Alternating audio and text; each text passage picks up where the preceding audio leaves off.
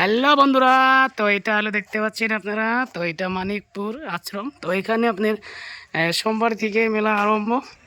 তো 2 তারিখের থেকে মেলা আরম্ভ বন্ধুরা। তো এখানে কাজ চলতেছে দেখতে পাচ্ছেন। তো কাজকর্ম করতেছে প্রায় ক্লিয়ারই কাজকর্ম। তো ওইদিকে জায়গা দিতেছে। তো মেলা হয় ওইদিকে, খুব সুন্দর মেলা হয়। তো প্রভুর এখানে আসবেন আপনারা।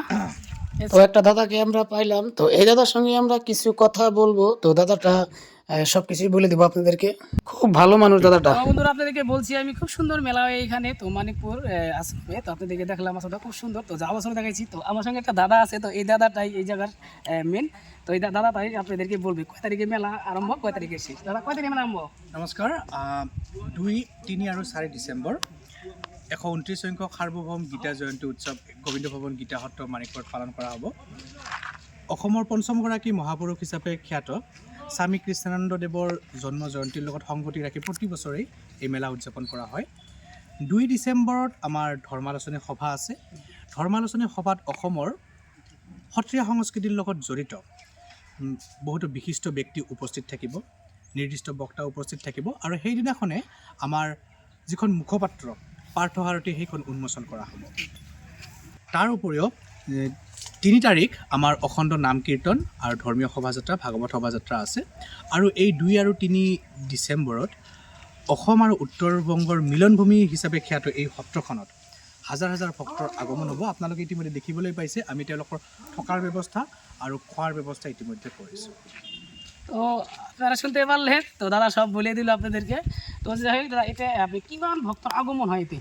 ইয়াতে ক'ব গ'লে আমি যদি থকাৰ ব্যৱস্থা আৰু খোৱাৰ ব্যৱস্থা যদি কওঁ, আমাৰ ইয়াত প্ৰায় 10,000ৰ অধিক ভক্তৰ আগমন হয় প্ৰতি বছৰে। সেই ভক্তখিনি বিশেষকৈ উত্তৰ বংগ আৰু অসমৰ বিভিন্ন প্ৰান্তৰ পৰা আহে। আৰু আপোনালোকক জনাবলৈ পাই সুখী হৈছোঁ, আমাৰ এইখনেই একমাত্ৰ এনেকুৱা এখন সত্ৰ যিখন সত্ৰত হয়তো উত্তৰ বংগৰ ইমান ভক্তই শৰণ লৈছে। তো আপনারা শুনলেন বন্ধুরা। তো আসবেন আমার ভিডিওটা দেখে, আর যত পারেন আপনারা ভিডিওটা শেয়ার করে দেন।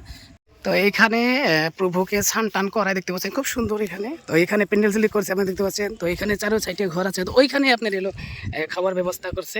তো এখানে কিন্তু আপনি দেখতে পাবেন সব সুবিধা আছে। কারণ এখানে এই যে আপনার এলো কীর্তনের নাম হয় এখানে এই মঞ্চটাতে। তো কৃষ্ণ সব নীলা খেলা দেখায়। আর এটা হলো মেন মন্দির।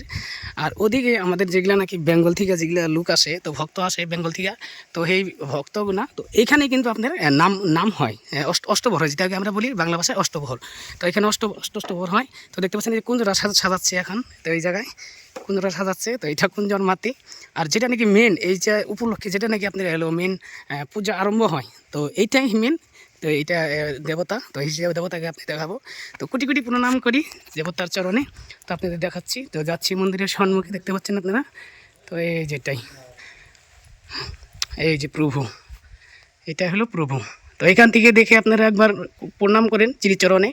তো আমি কোটি কোটি প্রণাম করি, ভালো রাখুক সবারই। তো আমিও চাই প্রভু জানতো সবাইকে ভালো রাখে। তো আরও যারা নাকি এক মনে এইখানে আসে, প্রভুর এখানে আসে সুন্দর পবিত্র মন নিয়ে আসে, তো আপনি যেটা নাকি কামনা করবেন মনের থেকে, তো সেটাই কিন্তু ফলে প্রভুর এটা মানে সবার ভক্তদের উপরে দয়া আছে, দেখতে পাচ্ছেন। তো চারো সাইডে এগুলো সব কাজকর্ম চলতেছে বন্ধুরা। তো আপনাদের দেখালাম। তো দাদাটা বলেই দিল তো সব মঙ্গল ভূত, দেখতে পাচ্ছেন দাদাটা বলে দিল, আপনারা সব শুনলেন। তো আপনাদেরকে আমি চারি সাইডে ঘুরে ঘুরে দেখালাম, খুব সুন্দর। তো আসবেন আপনারা বন্ধুরা। তো আমার যদি ভিডিওটা ভালো লাগে লাইক করবেন, কমেন্ট করবেন, শেয়ার করবেন, আর অন্যজনকে দেখার সুযোগ করে দিবেন। আর আমার চ্যানেল নতুন থাকলে চ্যানেলটাকে সাবস্ক্রাইব এবং ফলো করে দিবেন। তো এটাই দেখতে পাচ্ছেন বন্ধুরা, গোসাই প্রভু ভালো রাখো প্রভু সবারই, তুমিও ভালো থাকো, এটাই কামনা করি। তোমার শ্রীচরণে কোটি কোটি প্রণাম, সবারই ভালো রাখুক ঠাকুর। তো আজকের মতন এখানে এলো, জয় গুরু।